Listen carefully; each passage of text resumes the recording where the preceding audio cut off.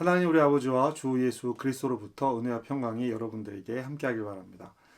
네, 우리 지난주까지 삼손의 이야기를 함께 나누었죠.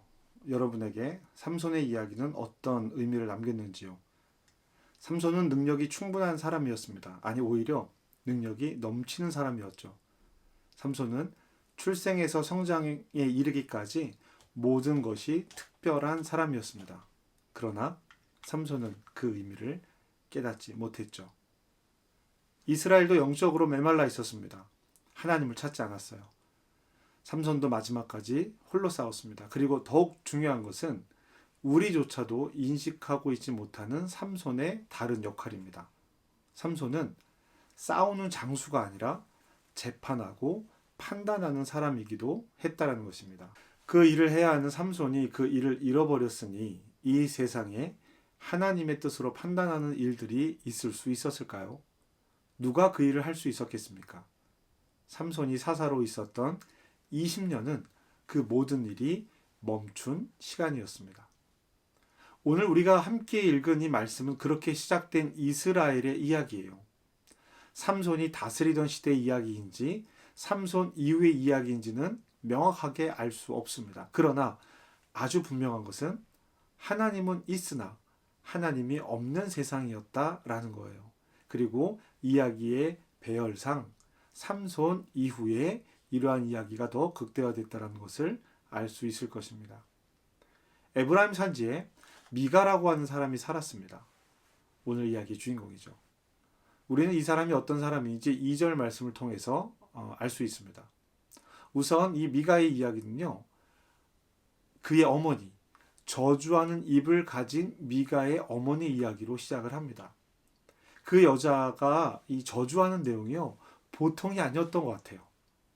자, 미가의 어머니가 돈을 잃어버렸습니다. 누가 훔쳐간 거죠. 그래서 그 돈을 가져간 사람, 훔쳐간 사람을 미가의 어머니가 저주하기 시작합니다. 얼마나 저주를 했는지요. 얼마나 심하게 저주를 했는지 그 돈을 훔쳐간 사람이 그 저주를 듣고 자백을 합니다. 누구였죠? 네, 아들 미가입니다. 미가는 어머니의 저주를 옆에서 듣다가 어머니, 내가 그 돈을 가져간 사람입니다 라고 말합니다. 그 저주가 어떤 저주였을지 짐작할 수 있는 장면이죠. 그리고 그 아들이 어떤 아들인지도 알 수 있는 장면이기도 합니다. 미가는 어떤 이유에서인지 모르겠지만 어머니의 돈을 훔쳤단 말이에요. 그러나 저주가 두려워서, 어머니의 저주가 두려워서 그 돈을 어머니에게 도로 돌려줍니다. 여기에서 우리는 미가의 어머니의 놀라운 태도를 봅니다. 그렇게 저주하던 그 입이 갑자기 아들이란 소리를 듣자 축복하기 시작합니다. 내 아들이 여호와의 복 받기를 원한다고 선언합니다. 그리고 더 놀라운 일이 있어요. 3절입니다. 이 말씀 우리 함께 읽어볼까요? 시작. 미가가 은 1,100을 그의 어머니에게 도로 주매 그의 어머니가 이르되 내가 내 아들을 위하여 한 신상을 새기며 한 신상을 부어 만들기 위해 내 손에서 이 은을 여호와께 거룩히 드리노라. 그러므로 내가 이제 이 은을 내게 도로 주리라. 아멘. 말만 보면요, 말의 내용만 보면 언뜻 여호와 하나님을 굉장히 중요하게 여기는 것처럼 보입니다. 그런데요, 이 말은 시작부터 잘못되어 있어요. 아들을 위하여 신상을 새기며 한 신상을 부어, 바로 이 부분부터 잘못되어 있습니다. 이것은요, 하나님께서 금지하신 일이에요. 이들은 지금 10계명의 1계명, 2계명을 모두 어기고 있습니다. 하나님께 거룩히 바쳐서 신상을 만든다라는 것 자체가 말이 안 되는 거예요. 그런데 그 말을 너무 자연스럽게 하고 있습니다. 그래서 사람들이 이상하게 여기지 못할 수도 있어요. 그리고 이어서 나오는 4절 말씀 함께 보실까요? 미가가 그 은을 그의 어머니에게 도로 주었으므로 어머니가 그 은 200을 가져다가 은장색에게 주어 한 신상을 새기고 한 신상을 부어 만들었더니 그 신상이 미가의 집에 있더라. 아멘. 미가가 어머니에게 훔쳐간 돈은 얼마였죠? 1,200. 은 1,200이었습니다. 그런데 어머니가 은장색, 즉 은을 다루는 사람에게 가져다 주면서 신상을 만들어 달라고 한 금액이 얼마입니까? 은 200입니다. 3절 말씀을 다시 한번 보시면요, 어머니는 여호와께 거룩히 드리겠다라고 하면서 이 은을 아들에게 주려고 합니다. 그리고 4절에 보면 은 200으로 신상을 만들라라고 합니다. 물론 나머지 은을 하나님께 거룩히 드렸는지 알 수는 없지만 내용상으로 보면 그렇지 않다라는 거죠. 이어서 5절을 보면 미가의 집에 신당이 있고 그곳에 에봇과 드라빔이 만들어져 있습니다. 그리고 미가는요, 그 신상 앞에 에봇과 드라빔, 제사장이 사용하는 용품들이죠. 자신의 아들 중 하나를 제사장으로 삼았어요. 이것도 하나님의 법을 어기는 일입니다. 그리고 나서 성경은 이렇게 말합니다. 6절입니다. 그때에 이스라엘에 왕이 없었으므로 사람마다 자기 소견에 오른 대로 행하였더라. 아멘. 자기 소견에 오른 대로 행하였다. 사사기가 말하고 있는 아주 중요한 내용입니다. 그 이유가 뭐라고 얘기했죠? 왕이 없기 때문이라고 말합니다. 여러분, 이 왕이 없었다라는 말이 여러분에게 어떤 의미로 들리십니까? 이스라엘에게 왕이 없었다라는 말이 다른 나라들과 비교해서 왕이 없었다라는 말로 들리십니까? 그렇게 생각이 되세요? 이스라엘에 왜 왕이 없었나요? 그동안 해오던 이 질문 자체가 틀렸다라는 생각을 했습니다. 이스라엘에 왜 왕이 없습니까? 이스라엘을 다스리는 분, 이스라엘에게 법을 주시고 민족을 주시고 땅을 허락하신 분, 하나님이신데요. 그럼 하나님이 이스라엘의 왕 아닌가요? 그런데 그때에는 왜 왕이 없었다라고 말을 하고 있는 것일까요? 여호와는 있는데 왕이 없다. 여호와는 계세요. 사람들의 입으로 여호와를 이야기합니다. 그런데 왕이 없어요. 이것이 지금 이스라엘의 현실입니다. 7절부터 이어지는 말은 그 심각성을 더 분명하게 보여줘요. 이제 레위인이 등장을 합니다. 레위인은 제사장을 세우는 지파예요. 그런데요, 아무 곳에서나 아무데나 아무나 제사장이 되는 것은 아닙니다. 베들레헴에 살던 레위인이 거주할 곳을 찾아서 베들레헴을 떠납니다. 이것도 잘못된 일입니다. 이 레위 사람이 길을 떠돌다가 미가가 사는 에브라임 산지까지 왔어요.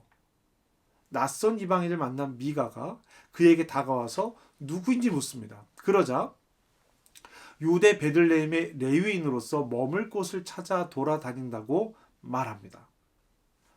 이 이야기 들은 미가의 반응이 어땠을까요? 성경에 기록되어져 있지 않지만 이 레위인은요, 이 사람을 하나님께서 보내셨다라고 생각했을 거예요.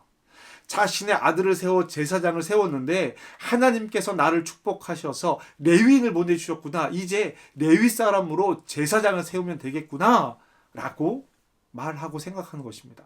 그래서 미가는 기다렸다는 듯이 그에게 제사장이 되어달라고 요청합니다. 그러면서 은열과 의복 한 벌을 해마다 먹을 것과 함께 주겠다라고 말합니다. 지금 미가가 말하고 있는 이 모든 내용이 잘못된 일입니다. 제사장이 될 수 없는 것은 물론이고 혹시라도 된다고 해도 은열과 의복을 받으면 안 되는 거예요. 그러나 너무나도 당연하게 그렇게 이야기합니다. 레위인도 마찬가지예요. 미가의 제안을 듣고 만족합니다. 그와 함께 머물기를 결정합니다. 더 나아가 성경은 그 청년이 미가의 아들 중에 하나같이 되었다라고 말합니다. 그리고 이 이야기의 정점은 12절과 13절에 이렇게 표현되고 있습니다. 미가가 그 레위인을 거룩하게 구별하며 그 청년이 미가의 제사장이 되어 그 집에 있었더라. 이에 미가가 이르되 레위인이 내 제사장이 되었으니 이제 여호와께서 내게 복 주실 줄을 아노라 하니라. 아멘. 참담하기 이를 데 없는 내용입니다. 참담하기 이를 데 없는 내용인데요. 너무나도 자연스럽게 말하고 있어요. 미가가 누군데요? 아니, 좀 더 과격하게 말씀드리면 미가가 뭔데 레위인을 구별합니까? 미가가 이 레위인을 뭐라고 말합니까? 내 제사장이라고 말합니다. 자기 아들을 제사장 삼았었는데 이제 레위인이 제사장이 되었으니 우리 집 신당은 완벽하게 꾸며졌다라는 것이죠. 자기가 뭔데요? 그리고 그래서 바라는 것이 무엇입니까? 여호와께서 내게 복 주실 것을 바란다라는 것입니다. 여러분, 이 이야기에 이어져 나오는 18장 이야기 단지파가 나오는데요. 18장 3절 말씀을 보면은요. 거주할 곳을 찾아 이동하던 단지파가 미가의 집 앞에 이르렀을 때에 레위인 청년의 목소리를 알아들었다라고 성경 기록합니다. 자, 여러분, 단지파 사람들이 이 레위인 청년의 목소리를 어떻게 알을 수 있었을까요? 음성을 알아들었다고요? 그렇지 않습니다. 목소리는 몰라요. 그 목소리 주인공이 누군지 모릅니다. 다만 그 레위인 청년이 하는 소리를 알아들은 거예요. 제사장 노릇을 하고 있었다라는 것입니다. 레위인 청년은 그 뒤에 미가가 이러이러한 방법으로 자신을 고용했다라고 단지파 사람들에게 말합니다. 이들은요, 지금 뭐가 잘못됐는지 하나도 알지 못합니다. 삼손이 20년 사사로 지낸 결과가 아닐까 합니다. 이 말씀이 우리의 마음을 아프게 하는 것은, 깊은 슬픔에 빠뜨리는 것은 그때 이야기로 끝나지 않는다라는 거예요. 이스라엘의 왕이 없어서 자기 소견에 옳은 대로 행하였다라고 했지요. 그 후에 왕이 세워집니다. 그런데 그 이후, 왕이 세워진 이후에 이스라엘 사람들의 각자의 신앙은 없어졌어요. 왕이 하나님을 섬기느냐 그렇지 않느냐에 따라서 이스라엘이 잘됨과 핍박, 전쟁이 결정됩니다. 예수님이 오실 때까지 나의 신앙은 없어졌다라는 거예요. 예수님이 오셔서 우리가 하나님 앞에 다시 설 수 있게 된 것입니다. 하나님 나라 백성으로 살아가는 존재가 되기 시작한 것입니다. 은혜이고 감사이죠. 그 은혜로 살기 시작한 우리가 어느덧 다시 사사의 시대, 삼손이 다스리던 시대, 미가가 살던 시대의 모습을 따라가고 있다는 것입니다. 레위 청년의 음성을 단지파가 들었습니다. 다시 말씀드립니다. 레위 청년이 하는 소리는 제사장이 하는 소리였다는 뜻입니다. 그러나 그것은 온전한 것이 아니에요. 우리가 하나님 앞에 예배로 모여서 예배의 언어를 사용하며 은혜로운 언어로, 표현으로 하나님 앞에 서 있습니다. 그런데 혹 레위 청년이 하는 행동과 같지는 않을까요? 소리는 같은데, 모습은 비슷한데 온통 잘못된 것을 담고 있지는 않나요? 미가가 자기 집에 신당을 만들고 레위인 청년을 세워서 제사장을 삼고 이제 여호와께서 내게 복을 주시겠지라고 말하는 것처럼, 우리가 하나님 앞에 이제 하나님께서 내게 복을 주시겠지라고 말하는 것은 아닐까요? 신앙의 열심이라는 측면에서만 평가한다면 미가는 노력하고 있습니다. 모양은 그럴듯하게 만들고 있기 때문입니다. 우리는 이 이야기를 보면서, 사사기를 읽으면서 왜 이스라엘이 왕이 없다고 말하는 것일까? 하나님이 계신데 왜 그렇게 말하고 있을까라는 생각을 해야 합니다. 그리고 그 생각을 우리 삶에 그대로 대입해야 합니다. 하나님의 뜻을 묻지 않고 하나님의 뜻을 따르지 않고 각자 자기만의 신당을 꾸미고 있는 것은 아닙니까? 자기 소견, 자기 생각에 옳은 대로 행하면서 자기 마음대로 신앙의 모습을 만들어가면서 이렇게라도 하면 다행 아닌가? 라고 생각하는 것은 아닐까요? 저는 목사로서 이 사사기의 말씀이 얼마나 두려운지 모릅니다. 정말 두려워요. 이런 모습이 현대교회에 보일 때 너무 두렵습니다. 특히 제가 목사로서 나의 삶이 미가 집의 레위 청년 제사장 같은 역할을 하게 될까 봐 두렵습니다. 은열과 의복 한 벌과 먹을 것에 고용되는 것이 두렵습니다. 그렇게 고용되어서 여호와의 복을 빌어준 사람이 될까 두렵습니다. 이렇게 고용된 사람이 바른 소리를 할 수 있겠습니까? 제사장은 제사만 드려주는 사람이 아니에요. 역시 판단하는 사람입니다. 재판하는 사람이기도 합니다. 이렇게 고용된 레위 청년이 나중에 어떻게 된다고 말씀드렸죠? 단지파의 제사장이 됩니다. 개인의 제사장에서 지파의 제사장이 된 거예요. 여러분, 성공한 것처럼 보이지 않습니까? 개인을 위해서 시작한 일이 지파를 위해서 일하게 됩니다. 잘 된 것일까요? 성공한 것일까요? 단지파도 자신들의 복을 위해 여호와께 제사드릴 제사장을 미가의 집에서 빼앗아간 겁니다. 이거 잘못된 겁니다. 이것은 하나님의 뜻이 아닙니다라고 말해야 되는데, 그래 이 방법이 있구나 하고 제사장을 뺏어가는 방법을 선택합니다. 사랑하는 성도 여러분, 오늘 말씀에서 보듯이 표현은 온통 신앙적입니다. 저주하던 입이 하나님께 영광을 돌리겠다라고 금방 태도를 바꿉니다. 한 입에서 저주와 축복이 함께 있을 수 있겠습니까? 자기 자식을 위해서도 그렇게 합니다. 자기 가정의 복을 위해서 하나님의 말씀을 멋대로 바꿉니다. 드리는 제사, 예배를 마음대로 합니다. 거룩하게 구별한다고 합니다. 여호와께 복받기를 원한다고 말합니다.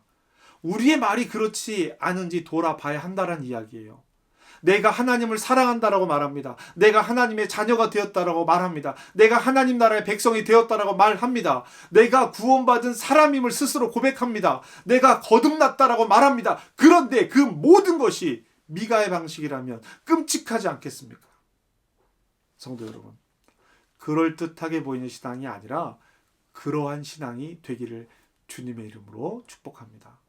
때로는요, 조금 부족해도 괜찮습니다. 하나님께서 우리에게 원하시는 것은 완벽한 모습이 아닙니다. 그러나 진실함, 성실함을 원하십니다.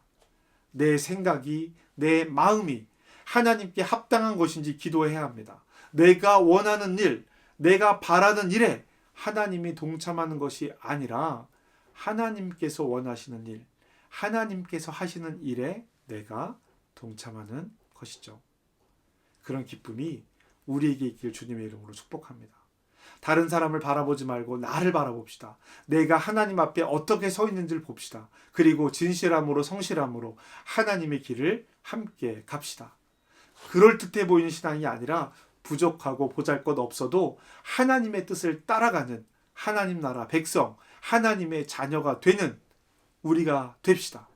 그러기를 함께 노력하고 애써봅시다. 기도하겠습니다. 하나님, 오늘 우리가 그때에 살던 미가를 만났습니다. 지금 우리는 어떤 모습일까요? 혹시라도 우리 마음이 미가와 같지는 않을까요? 미가의 어머니와 같지는 않을까요? 레위 청년, 단지파 사람들 같지는 않을까요? 하나님, 그럴듯 보이지만 거짓된 신당을 갖는 것보다 허술하고 부족해 보여도 진실함과 성실함으로 하나님 앞에 서는 우리가 되기를 원합니다. 하나님의 복을 구하면서 하나님의 뜻을 벗어난 삶이 되지 않기를 간절히 바랍니다. 주님, 우리를 도와주시옵소서. 그럴듯한 삶이 아니라 그러한 삶이 되기를 간절히 원합니다. 주님, 우리를 도와주시옵소서. 예수님의 이름으로 기도합니다. 아멘.